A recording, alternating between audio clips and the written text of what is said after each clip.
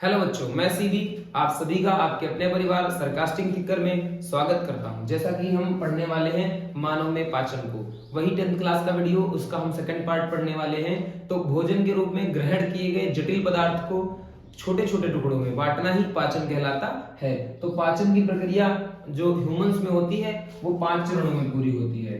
तो अंतर्ग्रहण, पाचन, अवशोषण और उसके बाद स्वांगीकरण, उसके बाद मल विसर्जन, है ना। यानी कि इनटेक ऑफ फूड कह लो, मुंह तक आना, है ना।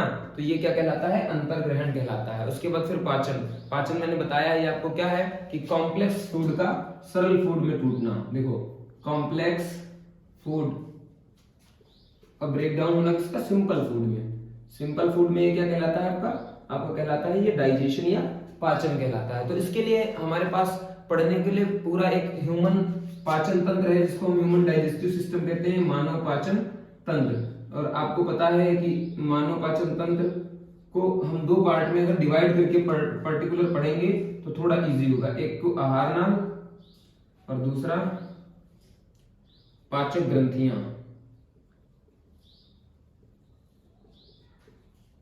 दो पार्टों में डिवाइड करके अपनी सुविधा के लिए 2 पार्टों में डिवाइड कर लेते हैं। तो आहार नाल की अगर बात करें तो आहार नाल जो हमारी है वो 8 से 10 मीटर लंबी, 8 से 10 मीटर लंबी होती है, जिसके मुख गुहा ग्रास नली, अमाशय, छोटी आंत, बड़ी आंत में विभक्त होती है। तो सबसे पहले हमको मुख गुहा पढ़ना है।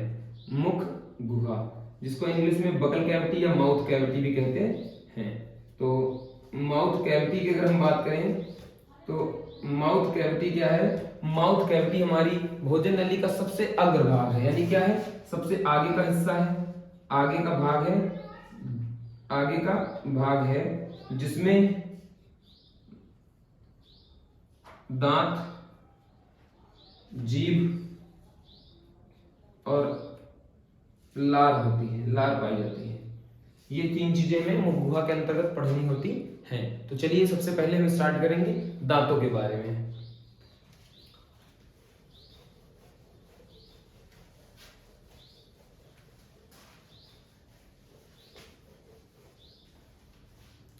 चलिए टीथ के बारे में बात करते हैं। दांत,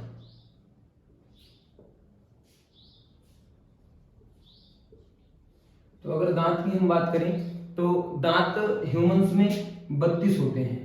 कुल 32 दांत पाए जाते हैं। यानी टोटल नंबर ऑफ टीथ की अगर हम बात करें तो एडल्ट में 32 और मिल्क टीथ यानी जो बच्चों में दांत होते हैं वो 20 होते हैं। ठीक है। और 4 प्रकार के दांत पाए जाते हैं। कितने प्रकार के? 4 प्रकार के। कौन कौन से वो देखते हैं। यानी कि पहला इंसीजर, कैनाइन, प्रीमोलर और मोलर। यानी कृंतक,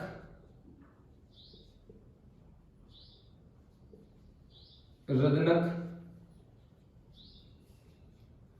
अग्रचवर्णक और चवर्णक।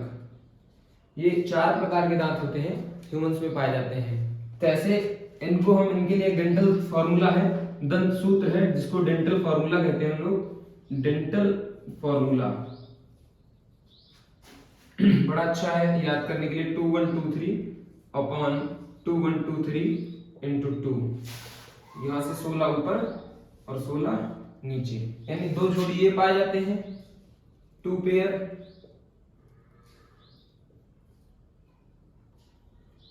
1 पेयर, ये फिर से 2 पेयर और ये 3 पेयर ईच जॉ, है ना।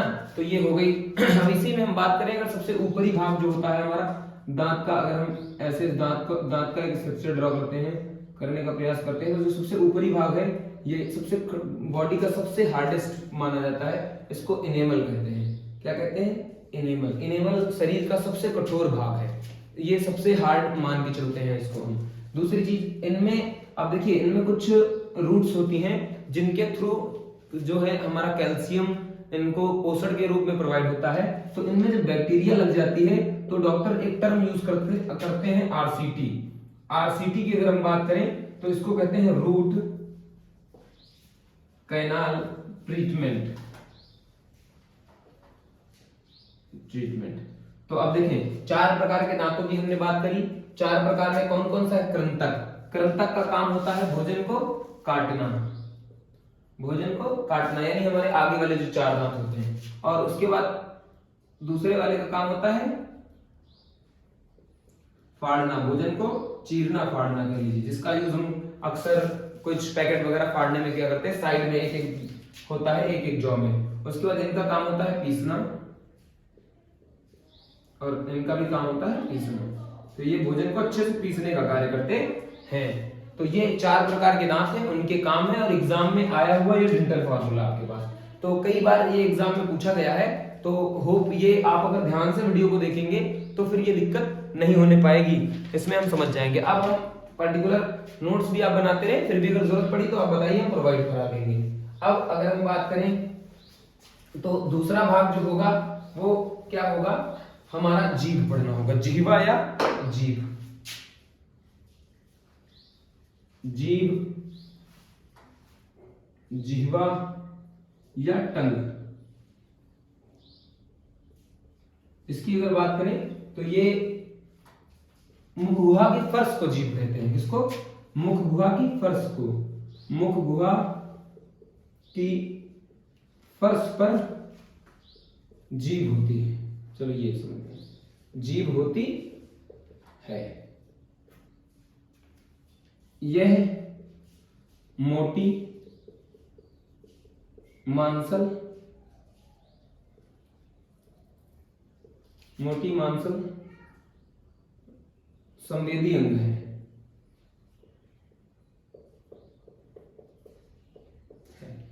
यानी कि जो हमारी टंग है वो क्या है, एक प्रकार का संवेदी अंग है जो हमें टेस्ट बताती है। अगर हम कार्य इसकी बात करें तो एक तो टेस्ट बताना, दूसरा भोजन में लार मिलाना,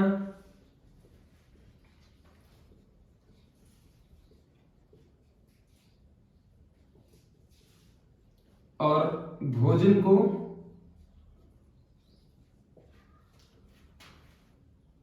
निगलने में सहायक होती है,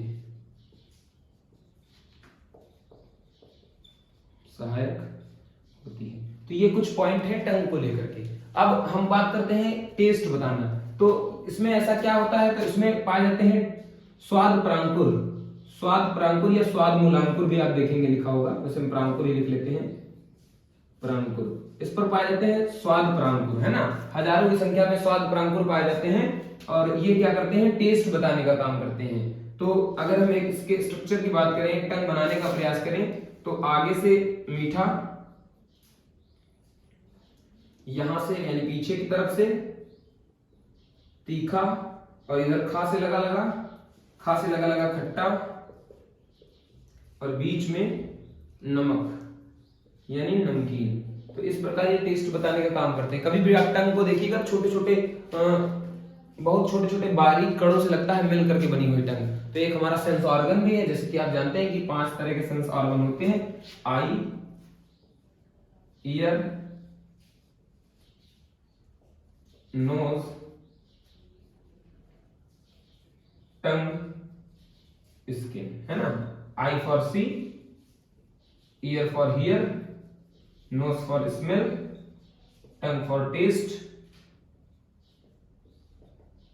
एंड स्किन फॉर फील, है ना। ये 5 प्रकार के संवेदी हैं जिनका अलग अलग काम होता है। तो इस प्रकार हमने टंग को भी कंप्लीट कर लिया है। टंग में फिर क्या, फर्श को जीभ कहते हैं, मोटी होती है, मांसल होती है, मतलब किसी प्रकार की इसमें कोई बोन नहीं पाई जाती है ना, चलायमान है, जितना हम चाहे उतना टहला सकते हैं इसको। चलिए आगे हम बात करेंगे लार की।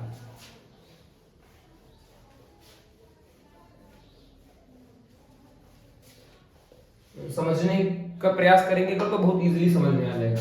अब हम बात करें लार की, तो लार के लिए हमारे पास क्या है, लार ग्रंथियां हैं, लार ग्रंथियां हैं। अभी मैंने बताया था ना, आहार नाल प्लस पाचक ग्रंथियों के बारे में पढ़ेंगे। तो लार में के लिए हमारे पास लार ग्रंथियां हैं 3 प्रकार की। कौन कौन सी? कर्णमूल, अधोजिह्वा,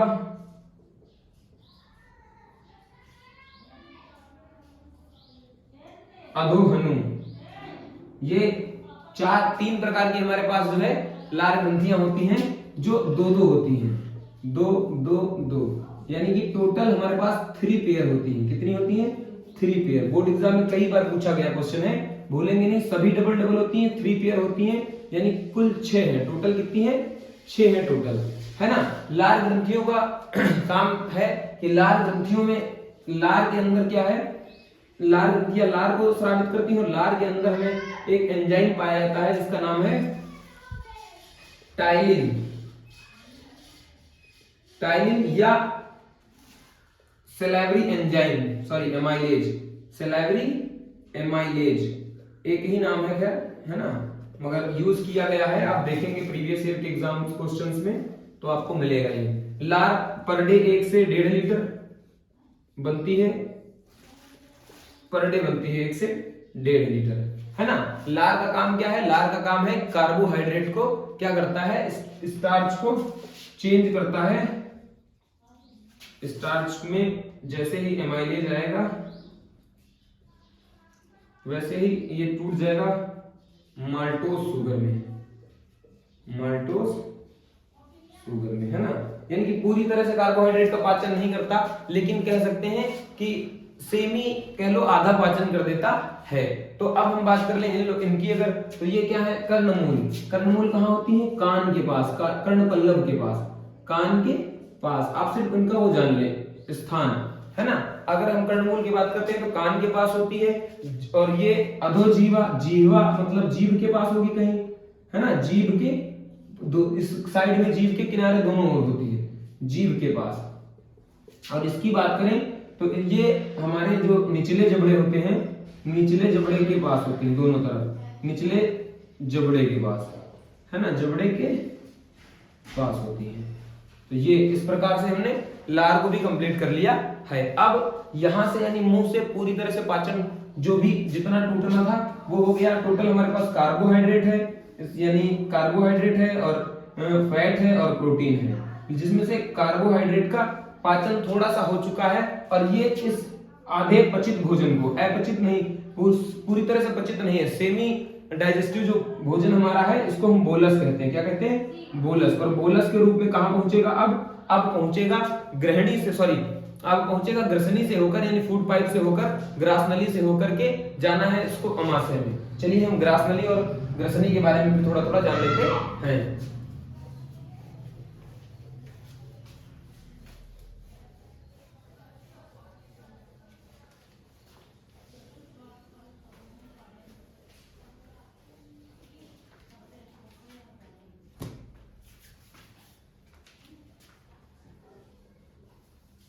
ग्रसनी, अगर ग्रसनी की बात करें तो आहार नाल के ठीक पीछे, यानी आहार नाल के ठीक पीछे अंदर की तरफ, किसकी तरफ? अंदर की तरफ। किसके अंदर की तरफ? आहार नाल के अंदर की तरफ। आहार नाल के अंदर की तरफ एक छिद्र होता है जिसे निगल द्वार कहते हैं। क्या कहते हैं? निगल द्वार कहते हैं। यही निगल द्वार के पास एक पत्ती समान स्ट्रक्चर, लीफ लाइक स्ट्रक्चर, लटकी हुई पत्ती के समान एक संरचना होती है। लटकी, इसी के पास लटकी हुई पत्ती समान रचना घाटी ढापन होती है। घाटी ढापन होती है।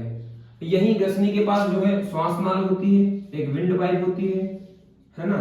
तो अब ग्रसनी में किसी प्रकार का पाचन नहीं होता, वही जो पचित भोजन है वो क्रमानुकुंचन गति से कहां पहुंचता है? ग्रासनली में पहुंचता है। ग्रासनली में क्रमानुकुंचन गति होती है और डायफ्राम से होते हुए भोजन हमारा पहुंच जाता है कहां? आमाशय में। तो हम ग्रास नली के बारे में जान लेते हैं थोड़ा सा, है ना। ग्रास नली क्या है? 25 सेंटीमीटर लंबी एक नलिका है, 25 सेंटीमीटर लंबी एक नलिका है ना। तो ये 25 सेंटीमीटर एक नलिका है जो श्वास नली के ठीक नीचे होती है, और ये डायाफ्राम को भेजकर, किसको भेजकर, डायाफ्राम को भेदकर अमाशय में खुलती है। कहां खुलती है, अमाशय में खुलती है, अमाशय में खुलती है, यानी अमाशय में पहुंच जाती है। अमाशय मतलब स्टमक में पहुंच जाती है ना। तो ये डायाफ्राम को भेदकर कहां पहुंच जाती है, अमाशय। मतलब एक बात ये हमें समझ में आई कि क्या है, ग्रसनी और ग्रास नली में किसी प्रकार का पाचन नहीं हो रहा है, सिर्फ ये जो प्रक्रिया चल रही थी किसकी, माल्टोज, एमाइलेज अपना काम कर रहा है। अभी एमाइलेज जो है वो अपना काम कर रहा है, वो माल्टोज में चेंज करते करते मुख गुहा से स्टार्ट हुआ था, सबसे पहले माउथ से ही हमारा पाचन शुरू हो जाता है, और वो चलते चलते चलते चलते अमाशय में पहुंचता है। अमाशय एक ऐसा अंग है जहां भोजन 3 से 4 घंटे के लिए रुकता है। तो अब हम अमाशय की बात करने वाले हैं।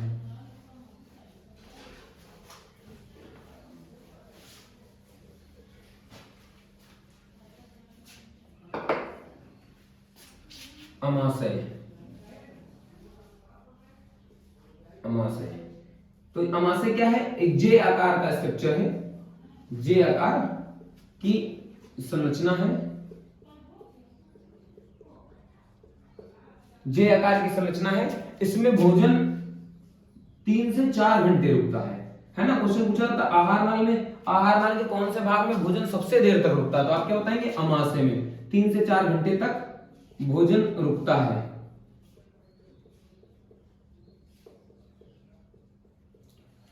ठीक बच्चों, अब इसमें 3 से 4 घंटे के लिए भोजन रुकेगा, और इसके जो अमाशय के अंदर कुछ एंजाइम्स हैं उनकी हम बात कर लेते हैं। तो पहले तो देख लें कि क्या है, जे आकार की एक संरचना है अमाशय, और अमाशय में भोजन रुकेगा हमारा 3 से 4 घंटे के लिए, और माना जाता है कि 25 से 30 सेंटीमीटर इसकी लंबाई होती है, लंबाई होती है, और चौड़ाई 7 से 10 मानी जाती है। खैर लेकिन चौड़ाई तो ये खैर अकॉर्डिंग टू अवर ये थोड़ा थोड़ा क्या करता रहता है, इंक्रीज करता रहता है ना। और जठर रस इसके अंदर, अब देखो जठरांत में जठर रस स्रावित होगा, जठर रस। तो जठर रस क्या करेगा, जठर रस में जो है 2 प्रकार के एंजाइम पाए जाते हैं, एक तो प्रोपेप्सिन और दूसरा प्रोरेनिन। ये 2 प्रकार के एंजाइम हमारे जठर रस में पाए जाएंगे। प्रोपेप्सिन, प्रोरेनिन पाएंगे, भोजन को क्या करेंगे, सड़ने से बचाएंगे, भोजन को सड़ने से बचाते हैं। और इसी के साथ साथ एक चीज और स्रावित होने वाली है जिसको हम HCl कहते हैं, जो क्या करता है हमारे, जैसे कि आपने एक चीज साथ में बताना भूल गया, एमाइलेज की अगर बात करें तो मुंह में आई हुई जो बैक्टीरिया है जो खाने के द्वारा किसी प्रकार आ गए तो उसको किल कर देते हैं वहां पर, लेकिन कुछ परसेंट ही किल कर पाते हैं। जो बची बैक्टीरिया होती है वो HCl क्या करता है, HCl जो है बैक्टीरिया को मारने का भी काम करता है ना। तो HCl हो गया, प्रोपेप्सिन हो गया, प्रोरेनिन हो गया, इसके अलावा श्लेष्मा भी होता है, श्लेष्मा यानी म्यूकसा। म्यूकस की अगर हम बात करें तो ये क्या करता है, ये हमारे पेट के इंटरनल जो पेट के जो लेयर है उसको HCl से रक्षा करता है। क्यों, क्योंकि ये एसिडिक है और ये बेसिक है ना। अब अगर हम बात करें तो स्टमक की अगर पीएच की बात करें तो 1.5 से इसका जो है 1 से 1.5 मान लो, 1.5 से 2 मान लीजिए आप, 1.5 से 2 इसकी पीएच वैल्यू होती है ना। यानी कि आप जानते हैं ये क्या है, एसिडिक प्रवृत्ति का है। तो एसिडिक ये भी है, एसिडिक ये HCl भी क्या है, एसिडिक अम्लीय है।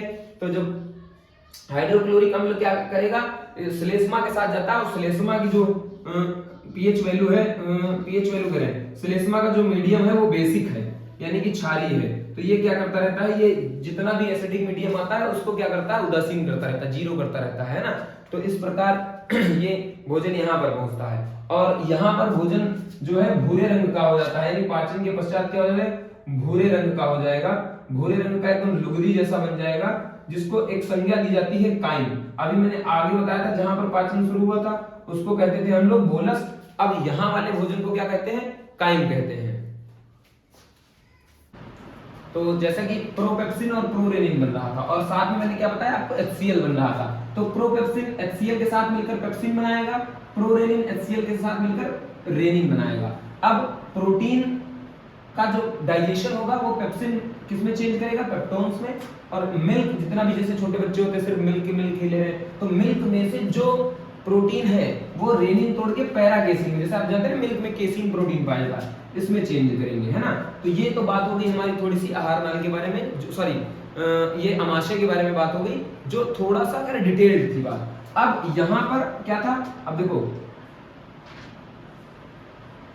पचित शर्करा प्लस पचित प्रोटीन प्लस अपचित, क्या बची, लिपिड, लिपिड यानी वसा भी कह सकते हो, लिपिड। अब ये इसको हम कहते हैं काइम, क्या कहते हैं, काइम। अब ये काइम जो है कहां चला जाएगा, ये काइम हमारा यानी कि स्टमक के थ्रू जो है कह लो छोटी आंत की तरफ, ये देखो यहां से है ना छोटी आंत की तरफ जाने का जाएगा, यहां पर छोटी आंत में चला जाएगा। अब छोटी आंत, नाम छोटा सा और काम बड़ा भारी सा, है ना, नाम है छोटी आंत। अब हम पढ़ने का प्रयास करते हैं छोटी आंत को थोड़ा सा। स्मॉल इंटेस्टाइन, एसआई भी कहते हैं ना,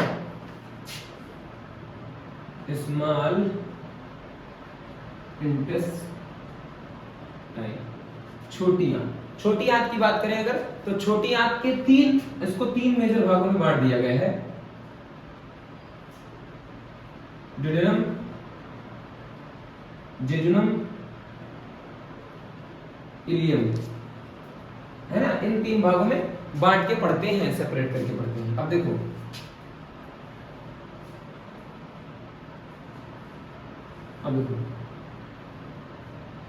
ये ड्यूडेनम है, ये जेजुनम है और ये इलियम है। ये इलियम जहां से बड़ी आंत में जुड़ रहा है, ये तीन पार्ट है। अब तीनों का काम अलग अलग सा है। अब देखो जेजुनम के पास जो है, ये जेजुनम बीच वाला भाग है हमारा, जेजुनम, ड्यूडेनम और इलियम। अब इनकी अगर हम बात करें तो इनमें क्या होता है, अब देखो इनमें पाचन किस प्रकार हो रहा है, इसको समझिएगा। जो कायम के रूप में भोजन आया है वो, तो ये भोजन जो है हमारे स्मॉल इंटेस्टाइन में आता है। अब देखें ड्यूडेनम से दो और हमारे ऑर्गन जुड़े हुए हैं, लीवर एक तो, और दूसरा पैनक्रियाज, एक लीवर और एक पैनक्रियाज। अच्छा, इनको ऑर्गन कहें या ग्लैंड भी कह सकते हैं, क्यों, क्योंकि भाई इनका काम है, इन दोनों का काम है किसी न किसी प्रकार के जूस को स्रावित करते हैं। जैसे लीवर बाइल जूस को स्रावित करता है और पैनक्रियाज पैनक्रियाटिक जूस को स्रावित करता है ना। तो अब हम जरा सा स्मॉल इंटेस्टाइन से निकल करके लीवर की तरफ का रुख करते हैं, है ना। तो देखें लीवर की बात करें अगर, यकृत, लीवर, यकृत,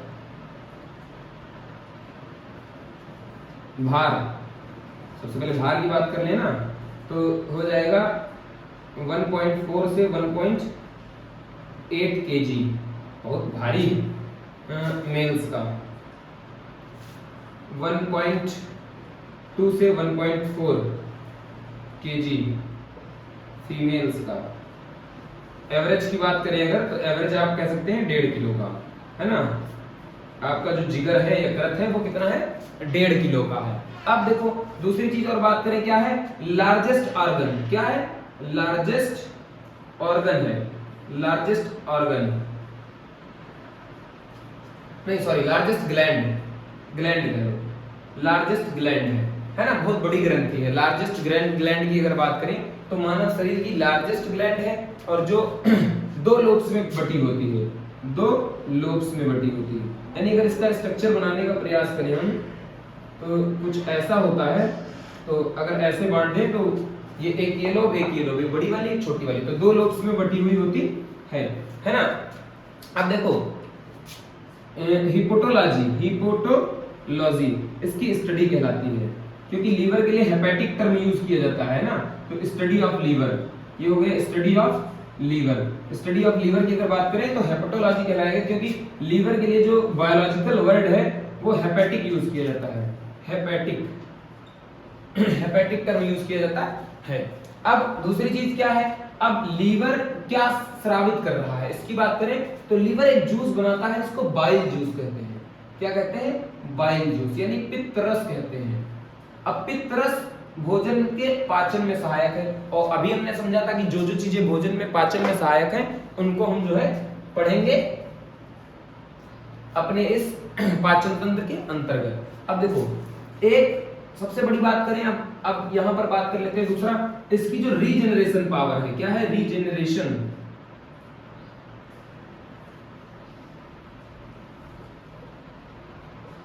पावर, वो बहुत ज्यादा है, हाईएस्ट रीजेनरेशन पावर, पुनरुद्ध भवन की क्षमता बहुत ज्यादा है, बहुत फास्ट करता है। अच्छा मतलब पुनरुद्ध भवन की क्षमता क्या, कि अगर लीवर को हम काट लें थोड़ा सा, तो लीवर जो है ऑटोमेटिक अपने आप क्या होगा, थोड़ा सा ग्रो कर लेगा, लेकिन उसके लिए क्या है कि लीवर सेल्स बहुत स्ट्रांग होनी चाहिए। ऐसा नहीं कि आप कोई सा भी इंसान है उसका काट लेंगे तो सही हो जाएगा, नहीं, वो टोबैको, अल्कोहल वगैरह का बिल्कुल भी सेवन ना करता हो, उनकी लीवर सेल्स बहुत स्ट्रांग रहेंगी तो वहां काट लेंगे, है ना। अब बाइल क्या करता है, बाइल फूड में लिपिड का क्या करता है, पाचन, क्या करता है, लिपिड का पाचन करता है। क्यों, क्योंकि काइम के रूप में जो भोजन आया था उसमें लिपिड ही थोड़ा अनडाइजेस्टेड था, लेकिन ये अभी तक हम ये चीज समझ रहे थे कि 100% पाचन किसी चीज का हुआ नहीं है, बस थोड़ा थोड़ा पाचन, समझो थोड़ा थोड़ा, हाफ सेमी पाचन कहते हैं, सेमी डाइजेशन, वो स्टार्ट हुआ था। अब चलिए थोड़ा सा बात करते हैं डिटेल की।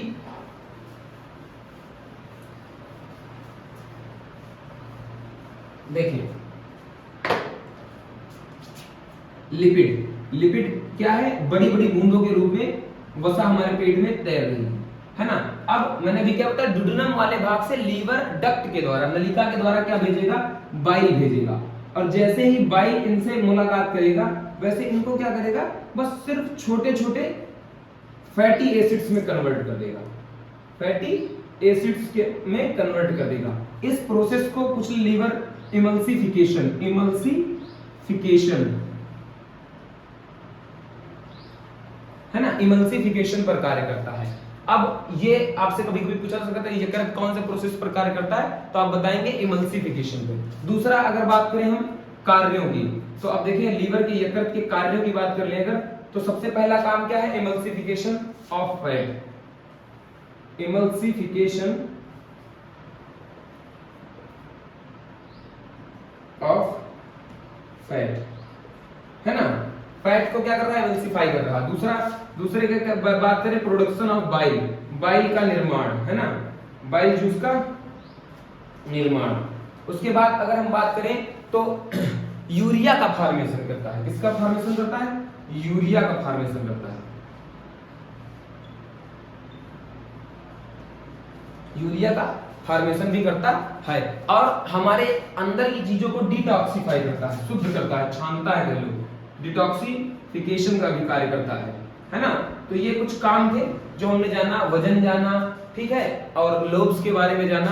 अब हम इसी लगे हाथ बात कर लेते हैं अपने दूसरे उस ग्लैंड को जिसको पैनक्रियाज कहते हैं। क्या कहते हैं, पैनक्रियाज, यानी अग्नाशय, अग्नाशय। अग्नाशय की अगर बात करें तो अग्नाशय को मिक्स ग्लैंड कहते हैं। क्या कहते हैं, मिश्रित ग्रंथि कहते हैं। मिश्रित ग्रंथि मतलब कि ये अंतःस्रावी और बाह्यस्रावी दोनों का काम करती है। तो इसके अंदर अल्फा, बीटा, एफ सेल, हाँ, ये इस प्रकार की 4 प्रकार की, डेल्टा, अल्फा, बीटा, ये 4 प्रकार की सेल्स पाई जाती है ना। अब ये जो अल्फा सेल है ये अलग अपना काम करती है, ये एक पैनक्रियाटिक जूस को स्रावित करती है। किसको, अग्नाशयिक रस, पैनक्रियाटिक जूस, पैनक्रियाटिक जूस स्रावित करती है।